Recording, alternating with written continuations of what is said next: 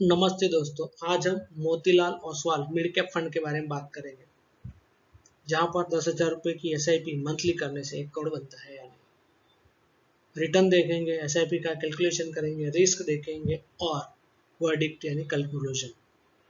तो हम यहाँ पर क्या देखेंगे, फंड का ओवरव्यू, मिड कैप के बारे में सिंपल आपको जानकारी देंगे, एक्चुअल परफॉर्मेंस देखेंगे 1 साल, 3 साल, 5 साल और इंसेप्शन तक। 10,000 रुपये मंथली एसआईपी, उसका कंपाउंडिंग सिनेरियो देखेंगे, रिस्क और सुटेबिलिटी देखेंगे, वॉलेटिलिटी कितनी है, इन्वेस्टर फिटमेंट है या नहीं, और कंक्लूजन, इन्वेस्ट करने से पहले आपको क्या चेक करना है Motilal Oswal mid cap fund में। अब मोतीलाल ओसवाल मिड कैप ही फंड क्यों? डाइवर्सिफिकेशन यानी अलग ये बहुत सारे फंड या ग्रुप में इन्वेस्ट करते हैं और बास्केट बनाते हैं और फिर उसमें से आपको स्टॉक चुना जाता है आपके लिए, जिसमें आप म्यूचुअल फंड करते हैं। कैपिटल एप्रिसिएशन यानी आप जो भी मार्केट में पैसा लगाते हैं उस पर आपको अच्छा रिटर्न देते हैं, जो मार्केट को जो अभी अभी महंगाई दे रहे उससे ज़्यादा आपको बेनिफिट मिलता है। इनके पास प्रोफेशनल टीम है जिनको 14 साल प्लस एक्सपीरियंस है। टैक्स एडवांटेज भी देते हैं रिलेटिवली अदर एसेट क्लास, मतलब बाकी जो भी दूसरे एसेट क्लास है उससे आपको टैक्सेशन कम लगता है। और लिक्विडिटी, इन्वेस्टर यहाँ पर आसानी से एंट्री और एग्जिट कर सकते हैं इनके प्लेटफॉर्म पे और इनको इजीली समझ में आ जाए वैसा प्लेटफॉर्म है। Mid cap fund, mid cap fund को समझते हैं कि ग्रोथ पोटेंशियल होता है और इक्विटी मार्केट में वॉलेटिलिटी के साथ आपको शानदार रिटर्न भी देता है। अब मिड कैप ही क्यों? मिड कैप यानी पहला आता है स्मॉल कैप, जिसमें हायर पोटेंशियल होता है यानी आइडिएशन फेज, मतलब ये शुरू होता है, इमर्जिंग कंपनी थी, कोई ट्रैक रिकॉर्ड नहीं होते हैं, रिस्क भी बहुत हाई होती है, यूजुअली हायर वॉलेटिलिटी होती है, रिकॉर्ड होते हैं लेकिन उतने नहीं होते हैं। फिर आता है ग्रोथ जोन, यानी अब वो रिकॉर्ड भी मेंटेन करते हैं, वेल्थ क्रिएशन स्टेज में आ जाता है, ग्रोथ बहुत ही शानदार होती है, स्टैब्लिश्ड ट्रैक रिकॉर्ड होते हैं, मार्केट में नाम हो जाता है, ट्रस्ट बैठता है, तो इसमें आपको फायदा मिलता है। और स्टैब्लिश्ड होते हैं जो लार्ज कैप होते हैं, जो स्टेबल होते हैं और स्टेबल प्राइसिंग हो जाती है, बिजनेस मॉडल शानदार होता है, रिस्क कम हो जाता है कंपेयर टू मिड कैप और कंपनीज में। तो होता है क्या, जब भी आप मिड जोन में होते हैं, इसीलिए इसको मिड कैप कहते हैं, ताकि ये स्मॉल और लार्ज कैप के बीच में होता है और ये कभी कभी बहुत ही शानदार रिटर्न देने का मादा रखता है। इसीलिए मिड कैप यानी कि लॉन्ग टर्म में अपॉर्चुनिटी होती है plus higher short term volatility भी इसमें होती है compare to other. Motilal Oswal mid cap fund actual performance इसका क्या रहा है 17 अगस्त 2026 के हिसाब से मैं बता रहा हूँ रेगुलर प्लान का। 1 साल का माइनस में रहा है 1.65%, 3 साल का 20.35%, 5 साल का 22.94% और जब से स्टैब्लिशमेंट अब तक का 21.73%। ये CAGR है। अब इसमें टिक किए हुए देखते हैं, long term figure can look very different from year two year. अब यहाँ पर लॉन्ग टर्म देखते हैं जिसके जो भी फिगर्स होते हैं, नंबर्स होते हैं, वो हर साल अलग अलग हो सकते हैं।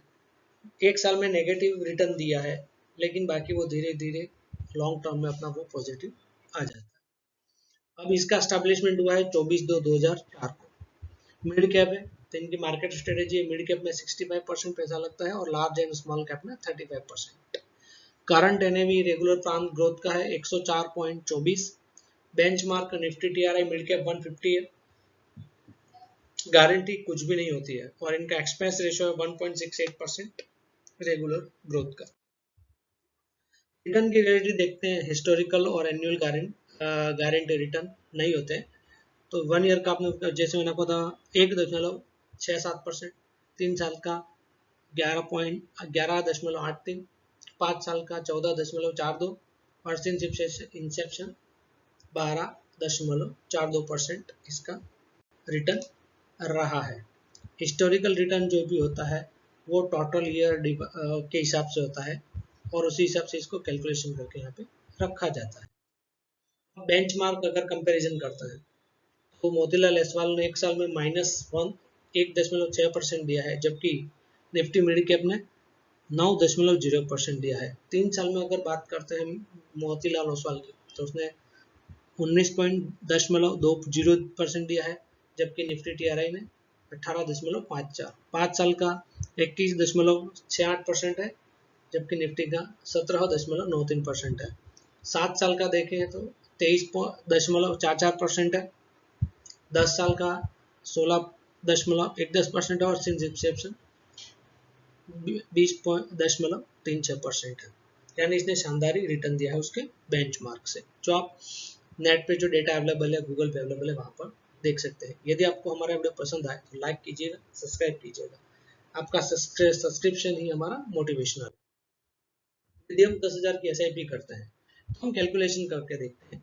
एक हाइपोथेटिकल है, मंथली SIP यदि आपका 10,000 है तो 20 साल का आपका कंट्रीब्यूशन हो जाता है टोटल 24 लाख रुपए, और 12% के हिसाब से गिनते थे 1 करोड़ के आसपास का आपका पैसा बन जाता है। अगर 12% के हिसाब से देखते हैं तो 1 करोड़, 14% के हिसाब से 1.32 करोड़, और 15% के हिसाब से देखते हैं तो 1.52 करोड़। ये कोई भी रिटर्न गारंटी नहीं होते हैं, ये सिर्फ हम आपको कैलकुलेशन के हिसाब के लिए बता रहे हैं। कंपाउंडिंग ही रियल वेल्थ इंजन होता है, investment plus return plus time. जितना टाइम आप मार्केट में रुक के रहोगे उतना ही आपको शानदार पैसा मिलता है। टोटल कंट्रीब्यूशन 24 लाख, 1 करोड़ 20 साल, यानी टाइम ही सबसे बड़ा मल्टीबैगर होता है लॉन्ग टर्म इन्वेस्टमेंट और SIP के लिए। तो आपको तय करना है कि आप कितने समय में आप इसमें इन्वेस्ट रहते हैं, क्योंकि जब भी इन्वेस्ट करते हैं तो आप अपना गोल नक्की कीजिएगा, आपका इन्वेस्ट होराइजन आपको करना है, और रिस्क एपेटाइट आपका कितना है वो आपको चेक करना है। क्योंकि इन्वेस्ट करने से पहले आप अपने फाइनेंशियल सलाहकार से ज़रूर सलाह लें। हम यहाँ पर आपको जो भी वीडियो बता रहे हैं वो सिर्फ एजुकेशन के पर्पज से बताया जा रहा है। यदि आपको हमारा वीडियो पसंद आए तो लाइक कीजिएगा, सब्सक्राइब कीजिएगा। अब इन्वेस्ट करने से पहले आपको कौन सी 5 चीजें चेक करनी है। Portfolio concentration, sector and top holding. आपको देखना है कंपनी कहाँ पर, कौन से सेक्टर में, और कितना उसका होल्डिंग है, और कहाँ पर ये चेक करना है। Benchmark, performance versus benchmark and category. आपको परफॉर्मेंस देखना है, बेंचमार्क भी चेक करना है जैसे मैंने आगे बताया, और कैटेगरी। कॉस्ट एक्सपेंस रेशियो कितना है और प्लान कौन सा है। रिस्क, रिस्क आप कितना सहन कर सकते हो उसके हिसाब से आपको टारगेट करना है इन्वेस्ट के लिए। और गोल, आपका होराइजन कौन कितना है, और एसेट एलोकेशन। लेकिन आपका होराइजन आपको नक्की करना रहेगा कि कितने समय तक के लिए इसमें रुक सकते हैं। रिस्क क्या है, रिस्क होते हैं वॉलेटिलिटी, मिड कैप में वॉलेटिलिटी बहुत ज़्यादा होती है। दूसरा वीकनेस रहता है 1 साल के प्लान में, यदि आप कम समय के लिए, तो और गारंटी कुछ भी नहीं होती है। यदि आप लंबे समय तक के लिए इसमें रुक नहीं सकते हैं और करेक्शन का वेट नहीं कर सकते हैं और एलोकेशन पे ध्यान नहीं देते, तो आपको इसमें इन्वेस्ट नहीं करना चाहिए। ये उनके लिए है जो रिस्क सहन कर सकते हैं, लंबे समय के लिए रुक सकते हैं, और जो इमरजेंसी फंड उनके पास पड़ा होता है, तभी आप इन्वेस्ट करें। इसके लिए ये फायदेमंद होता है, पोटेंशियल फिट देते हैं। तो जो लॉन्ग होराइजन हो, वॉलेटिलिटी समझ सके, वेल्थ क्रिएशन उसका गोल हो, और SIP को कंटिन्यू कर सके, मार्केट करेक्शन हो तब भी या डाउन हो तब भी। किसको नहीं करना है, जिसको जल्दी पैसों की हर बार जरूरत पड़ती रहती है, रिस्क टॉलरेट नहीं कर सकते हैं, जो भी रिटर्न आता है उसको सहन नहीं कर सकते हैं या टाइम नहीं दे पाते हैं, और जो कि गारंटी चाहते हैं, तो ऐसे लोगों को शेयर मार्केट से दूर ही रहना चाहिए, क्योंकि इसमें किसी भी चीज की गारंटी नहीं होती है। जो पे आज अच्छा रिटर्न दे रहा है वो कल माइनस भी दे सकता है। अब देखते हैं कि यदि आप 10,000 का SIP करते हैं, 1 करोड़ पॉसिबल है, हमने जैसे आपको बताया था। आपको क्या चेक करना है, सबसे पहले लॉन्ग होराइजन। आपको हमेशा 7+ ईयर ही सोचना है, अगर उसके नीचे सोचते हैं तो आपको इसमें इन्वेस्ट नहीं करना चाहिए।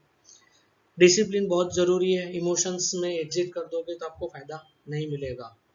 इन्वेस्ट करने से पहले आप मोतीलाल ओसवाल की साइट पे जाएं, फैक्ट्री शीट चेक करें, पोर्टफोलियो चेक करें, बेंचमार्क देखें, एलोकेशन देखें, साथ ही उनके फंड मैनेजर की भी प्रोफाइल देखें, उसके बाद आप इन्वेस्ट करें।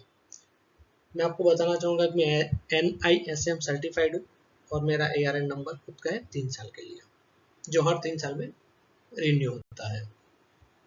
यदि आपको हमारी जानकारी पसंद आए तो लाइक कीजिएगा, सब्सक्राइब कीजिएगा। अब मुझे बताएं आप कौन सी म्यूचुअल फंड में रिव्यू करना चाहते हैं, मोतीलाल ओसवाल स्मॉल कैप, पराग पारी फ्लेक्सी कैप, या HDFC फ्लेक्सी कैप।